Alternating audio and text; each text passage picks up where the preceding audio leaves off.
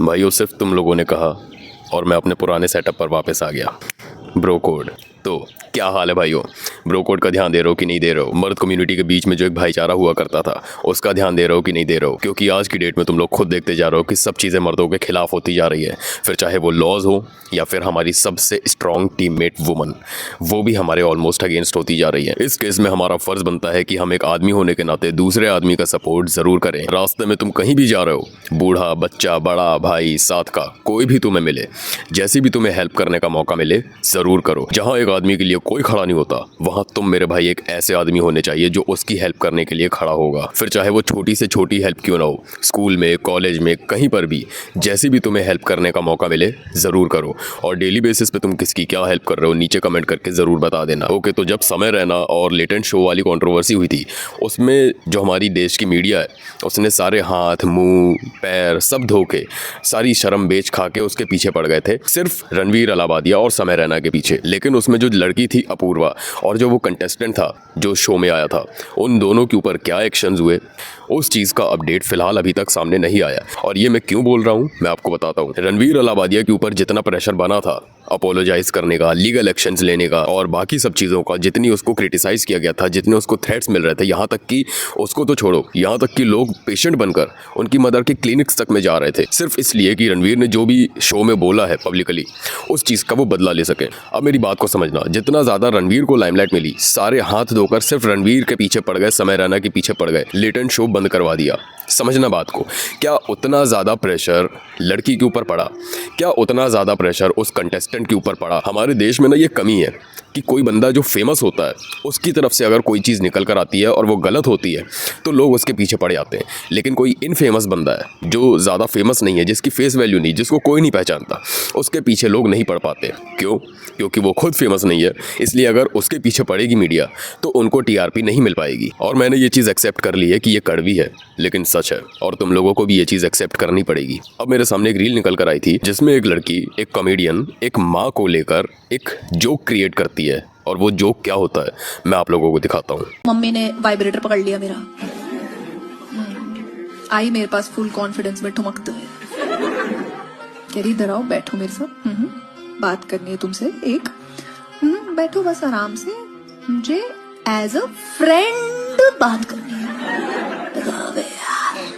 ये पक्का मेरा वाइब्रेटर उधार मांगने वाली है। अब इसमें जोक क्या क्रिएट किया जा रहा है कि इनके पास वाइब्रेटर था, इनकी माँ ने वो वाइब्रेटर पकड़ लिया, अब वो इनसे एज अ फ्रेंड बात करना चाहती है ये सोचकर कि ये क्यों यूज़ कर रही है। लेकिन इसने वहाँ पर डिलीवर किस तरीके से किया कि पक्का ये मेरा वाइब्रेटर उधार मांगने वाली है? शर्म है?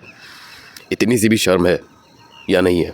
बता देना कमेंट करके। अब मुझे एक चीज़ बताना, क्या ये वल्गैरिटी नहीं है? इसके कमेंट सेक्शन में मैंने जाकर देखा, इसके कमेंट सेक्शन में लोग हंस रहे थे, ठहाके लगा रहे थे। और ठहाके किस बात पे लगा रहे थे मुझे नहीं समझ में आया। और सच बता रहा हूँ उसमें ज़्यादातर ठहाके लगाने वाली लड़कियाँ थी और मुझे वो देखकर ज़्यादा शर्म आई कि लड़की होकर कोई इस तरीके के जोक के ऊपर हंस रही है। और शर्म मुझे तब भी आई थी जब कोई लड़का इस तरीके के घटिया जोक लगाता है और कोई लड़का होकर भी इस ऐसे जोक्स के ऊपर हंस रहा होता है। मुझे शर्म तब भी आती है। मेरा छोटा कज़न ब्रदर है, वो भी किसी टाइम पे इसी तरीके का वल्गर कंटेंट कंज्यूम करता था और उसको वो फनी लगता था, उस चीज़ को वो देखकर हंसता था। जैसे समय रैना के फालतू जोक और वो एल्विश यादव और वो लैला मजनू, वो दोनों क्या नाम है मेरे को पता नहीं, भोला लैला पता नहीं, मेरे को नाम नहीं पता उन दोनों का। उनके कंटेंट को देखकर वो हंसता था। तब मैंने उसको प्यार से बिठाया, समझाया कि देख ये कंटेंट जो तू कंज्यूम कर रहा है, जो तुझे फनी लग रहा है, आज से 5 साल 10 साल बाद तुझे यही चीज़ वल्गर लगेगी। क्यों? क्योंकि तेरे अंदर वो मैच्योरिटी आ चुकी होगी। तब तू अपने आप को रिग्रेट कर रहा होगा कि मैंने क्या चीज़ें कंज्यूम की है और किस चीज़ के ऊपर मैं हंसता था। और उस समय तक बहुत देर हो चुकी होगी जब तक तू ये पहचानेगा कि जो कंटेंट आज तू कंज्यूम कर रहा है वो कंटेंट कहीं ना कहीं तेरी दिमाग में अंदर जाकर वैसी मेंटालिटी क्रिएट करेगा। जैसी चीज़ें आज तू देख रहा है उसी तरीके की तेरी मेंटालिटी हो जाएगी और तू फिर उसी के बेसिस पर डैंक और डार्क कॉमेडी के नाम पर दूसरे के साथ ये चीज़ें डिलीवर करके उसको हंस कर रहा होगा। मैंने अपने छोटे कज़न ब्रदर को इस चीज़ को समझाया और उसको ऐसे कंटेंट देखने को मना किया और मुझे सबसे अच्छी बात लगी कि उसने इस चीज़ को समझा और उसने ऐसे कंटेंट कंज्यूम करना बंद कर दिया। अब मुझे एक चीज़ बताना, क्या ये वल्गर कंटेंट के ऊपर एक्शन नहीं होना चाहिए जस्ट बिकॉज कि ये जोक एक लड़की ने मारा है? क्योंकि जब रणवीर ने ऐसे ही जोक को मारने की कोशिश की थी तो उसके ऊपर इतनी बड़ी कंट्रोवर्सी हो गई थी। और उसी तरीके का जोक जब इस लड़की ने मारा तो उसके ऊपर अभी तक कोई एक्शन नहीं हुआ। और यहाँ पर बात सिर्फ इस लड़की तक ख़त्म नहीं होती है। इंस्टाग्राम के ऊपर एक मॉमी, वो क्या नाम है, संतूर मॉमी करके एक कंटेंट क्रिएटर है, मैं तो उसको कंटेंट क्रिएटर भी नहीं बोलता, एक वल्गर क्रिएटर है। वो धड़ल्ले से माँ और बेटे का रिश्ता बर्बाद कर रही है इंस्टाग्राम के ऊपर, और लोग उसको मिलियंस में व्यूज़ दे रहे हैं और उसके ऊपर आज तक कोई एक्शन नहीं हुआ। मैं पूछना चाहता हूँ क्यों नहीं हुआ? जितनी भी लीगल अथॉरिटीज़ हैं, मैं सबसे ये सवाल पूछना चाहता हूँ कि क्यों नहीं हुआ? अगर हम लेटेंट जैसे शो को बंद करवा सकते हैं सिर्फ उसकी वल्गैरिटी की वजह से, सिर्फ उनके इनअप्रोप्रिएट जोक्स की वजह से, तो इस तरीके के कंटेंट के ऊपर हम रोक क्यों नहीं लगा सकते? और हम क्यों नहीं लगा रहे हैं? जितना गलत वो लेटेंट शो था उतने ही गलत ये फालतू के क्रिएटर्स क्यों नहीं है? अब तुम लोगों को एक वीडियो दिखाता हूँ मैं। तुम्हारा पूरा करियर और हमारी बस एक क्लीवेज की पिक। Got it? इस लड़की का नाम अगर आप लोगों को नहीं पता तो मैं बता दूं, इसका यूजर नेम है प्यारी नारी। अब ये जो नादान कन्या है, ये इस रील में कहती हुई दिख रही है कि आपका पूरा करियर और हमारी सिर्फ एक क्लीवेज की पिक। अब ये इस सेंटेंस से ना बहुत सारे मैसेजेस डिलीवर हो रहे हैं, बहुत सारी डेफिनेशंस निकल कर आ रही है। सबसे पहली चीज, ये सबसे पहले एक औरत होने के नाते अपने औरत के शरीर को खुद लाइज करके दिखा रही है कि आपका पूरा करियर और हमारी एक क्लीवेज की पिक। मतलब एक तरीके से अपनी बॉडी को खुद एक ऑब्जेक्ट समझ रही है ट्रेड करने का रिलेशनशिप में, कि मैं अपनी बॉडी के क्लीवेज को ट्रेड करूंगी तो सामने वाला मुझे अपने पूरे करियर को ट्रेड करेगा। अब मुझे एक बात बताओ, यहाँ पर ऐसी रील्स निकल कर आती है तो क्या लोगों की मेंटेलिटी पर असर नहीं पड़ता होगा? और मैं फेमिनिस्टों से एक बात पूछना चाहता हूँ कि जितनी भी लोग बोलती है कि मर्द एक औरत को ऑब्जेक्ट समझता है, सेक्स ऑब्जेक्ट समझता है, सिर्फ एक ऑब्जेक्ट समझता है, या जो भी, क्या ये खुद को ऑब्जेक्टिफाई करने का तरीका नहीं है? मुझे सिर्फ इस सवाल का जवाब जरूर दे देना। जितनी भी फेमिनिस्ट ये वीडियो देखेंगी, प्लीज मुझे इस सवाल का जवाब दे देना। और क्या आपको नहीं लगता कि आपके जितने बड़े बड़े पेजेस चल रहे हैं, इनको वहां पर मेंशन करना चाहिए कि तू खुद एक औरत होने के नाते अपनी बॉडी को ऑब्जेक्टिफाई कर रही है, और फिर ब्लेम करती है मर्दों को कि वो तुम्हें एक ऑब्जेक्ट समझते हैं। अभी बात यहाँ पर खत्म नहीं हुई है, मैं तुम लोगों को एक रील और दिखाता हूँ।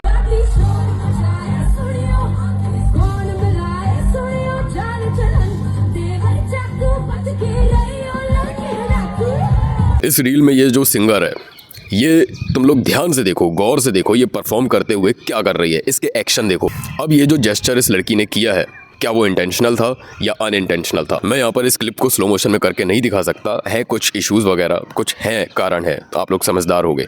मैं यहाँ पर स्लो मोशन करके नहीं दिखा सकता, लेकिन आप लोग खुद ये वीडियो देखो और मुझे बताओ कि क्या वो इंटेंशनल था या फिर अनइंटेंशनल था। और क्या आपको नहीं लगता कि जब कोई एक महिला होने के नाते एक ऐसे देश में जिसमें फ़िलहाल आर केसेस के ऊपर ठीक तरीके का जस्टिस नहीं मिल रहा है, वहाँ पर ऐसा जेस्चर करना, जो ऐसे घटिया टाइप के माइंडसेट वाले जो आदमी होते हैं, जो क्रिमिनल माइंडसेट वाले लोग होते हैं, वो ट्रिगर हो सकते हैं? क्या आपको नहीं लगता? ये चीज़ मुझे कमेंट करके ज़रूर बताना। अब देखो, यहाँ पर मैं किसी को भी डिफेंड और किसी को भी ब्लेम नहीं कर रहा हूँ, बस मैं यहाँ पर बोल रहा हूँ कि मान लो अगर कोई ऐसा आदमी है जो ऑलरेडी क्रिमिनल माइंडसेट वाला है और उसको अगर एक रीज़न मिल जाता है ट्रिगर होने का, तो क्या वो ट्रिगर नहीं होगा ऐसे जेस्चर्स देखकर? मुझे बस आप इस चीज़ का जवाब देना, ठीक है?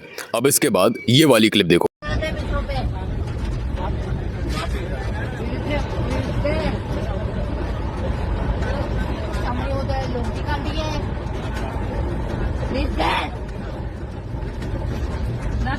हाँ तो दे तो सही। बता दो तो मैं कौन हूँ मैं? तो बता बता रहा हूँ। तुम खरीद भाई रोने को बताता हूँ मैं कौन हूँ। सबर करो। बेवकूफ समझ रहा है तू? रोने को बताता हूँ मैं कौन हूँ। रोक एक मिनट लगा दिया प्याज। अरे कोई खाएगी ये साले ऐसी चीजें ऐसी कि आगे बताता हूँ। जान की बुला, जान की बुला। यहाँ से पैसे मांगे, पैसे दे रहे हैं, नाटक की बंदर बच्चे अकल लगा के मारे जाओ।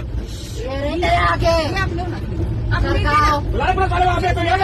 अब इस क्लिप में ये जो ट्रांस है, ये सामने से दिख रहा है पूरी क्लिप में कि हैरेस कर रहा है। उस आदमी की वाइफ उसके साथ में, हो सकता है उनके बच्चे भी उनके साथ हो, लेकिन फिर भी इसने हरकत क्या की आप लोग वीडियो में खुद देख सकते हो। और सबसे शर्म खाने वाली बात यह है कि जो ये वीडियो बना रहा था वो भी सामने नहीं आया, और जो वहाँ पर आसपास लोग बैठे हुए थे वो भी सामने नहीं आ पाए।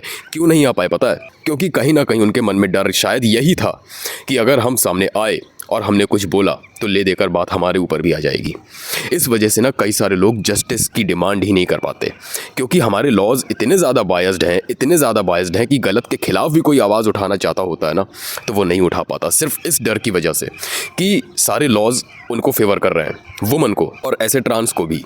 और अगर हमने बदले में कोई आवाज़ उठाने की कोशिश की तो क्या पता हमारे ऊपर ही कुछ ना कुछ चार्जेस लग जाए, क्योंकि जितने ज्यादा फेवर हो गए हैं ना आज की डेट में हमारे देश में लॉज, उस सिनेरियो में ऐसे लोग इस चीज का गलत फायदा उठा रहे हैं और ऐसे लोगों को बढ़ावा और ज्यादा मिलता जा रहा है। मैंने अपनी लास्ट वीडियो में भी यही चीज कही थी कि जब तक हमारे देश के लॉज जेंडर न्यूट्रल नहीं होंगे तब तक देश में क्राइम्स ना औरतों की तरफ से रुकेंगे ना मर्दों की तरफ से रुकेंगे, क्योंकि लॉज का किसी जेंडर पर बायस्ड होना, किसी जेंडर के लिए फेवर्ड होना, स्पेसिफिक होना उस पर्टिकुलर जेंडर को एक तरीके से प्रिविलेज्ड बना देता है कि वो अब कुछ भी करेगा क्योंकि उसके पास लॉज हैं, इसलिए उसका कोई कुछ नहीं उखाड़ सकता। और वो जो मैंने कॉमेडियन की क्लिप दिखाई थी ना, उनका नाम है स्वाति सचदेवा, और वो क्लिप सिर्फ वहीं तक सीमित नहीं थी। मैं तुम लोगों को एक क्लिप और दिखाता हूँ। बचपन में अपने भाई या बहन के साथ नहाए हो? Raise your hands if you have. काफी कॉमन होता था ये, सबकी माए मिडिल क्लास फैमिलीज में यही हो रहा है। दोनों बच्चों को एक साथ डाल देती है नहाने की, जाए मरे परे। पर मेरा सवाल ये है मम्मी जात से कि एग्जैक्टली इन्हें कब पता चलता है कि बचपन खत्म? क्या पता मम्मी लेट हो जाए, बच्चे ना ही जा रहे, जवानी चढ़ गई, लत नहीं छूट रही, भाई ऑफिस नहीं जा रहा, नहाऊंगा तो बहन के साथ। सोचो लड़की की शादी हो गई है, वो ससुराल जाके नॉस्टैल्जिक हो रही है, हाँ माई के फोन घुमा रही है, हेलो भैया घर हो? हाँ गीजर चला दो, आ रही हूं मैं। वही अपने वाला बबल बात, नहीं नहीं सिर्फ मैं ही आऊंगी, जीजू नहीं आ पाएंगे। अरे वो अपनी बहन के यहाँ जा रहे हैं। अब इस क्लिप में वो क्या कह रही है आप लोग खुद समझदार हो, मैं उस चीज को रिपीट नहीं करूंगा यहाँ पर, क्योंकि मुझे रिपीट करने में भी शर्म आ रही है। क्या इनको वहां पर स्टेज के ऊपर कॉमेडी करते हुए इस चीज के ऊपर शर्म नहीं आई होगी? और मैं फिर से ये चीज पूछना चाहता हूँ कि क्या इनके ऊपर लीगल एक्शन नहीं होना चाहिए, और होना चाहिए तो कब होगा? मैं आप लोगों से दरख्वास्त करता हूं भाई कि जितने भी लोग ये वीडियो देख रहे हैं, प्लीज़ इस वीडियो को ज़्यादा से ज़्यादा शेयर करना, फाड़ देना शेयर कर करके। जितनी भी लीगल अथॉरिटीज़ हैं सबके पास शेयर करो, और सबको ये चीज़ पता चलनी चाहिए कि जितना गलत वो लेटेंट शो था, जितना गलत रणवीर अलाहाबादी और समय रैना थे, जितनी गलत वो अपूर्वा थी, जितना गलत वो कंटेस्टेंट था, उतना ही गलत ये कॉमेडियन भी है। और जितना बैकलैश उनको झेलना पड़ा था उतना ही बैकलैश इनको भी झेलना पड़ेगा। जितना गलत चीज़ों के लिए क्रिटिसाइज उनको किया गया था उतना ही क्रिटिसाइज इनको भी किया जाना चाहिए। जितना मेन स्ट्रीम तक वो पहुंचे थे उतने ही मेन स्ट्रीम तक ये भी पहुंचनी चाहिए, क्योंकि ना अप्रोप्रिएट वो था ना अप्रोप्रिएट ये है। और प्लीज़ मैं पिछली लास्ट 2-3 वीडियो से एक चीज़ बोलता जा रहा हूँ कि प्लीज़ किसी भी लड़की या लड़के को रिप्लाई देने के लिए गालियों का इस्तेमाल मत करना, प्लीज़ मत करना। आप अपनी नॉलेज बढ़ाइए और अपने लॉजिक और फैक्ट्स के बेसिस पर किसी को काउंटर आर्ग्यूमेंट दीजिए, क्योंकि सिर्फ आपके गाली देने से आप जितने भी लॉजिक दे दीजिए, कितने भी फैक्ट्स दे दीजिए, सबको डिनाई कर दिया जाएगा सिर्फ इसलिए क्योंकि आपने गालियां दे दी। आपने गालियां क्यों दी?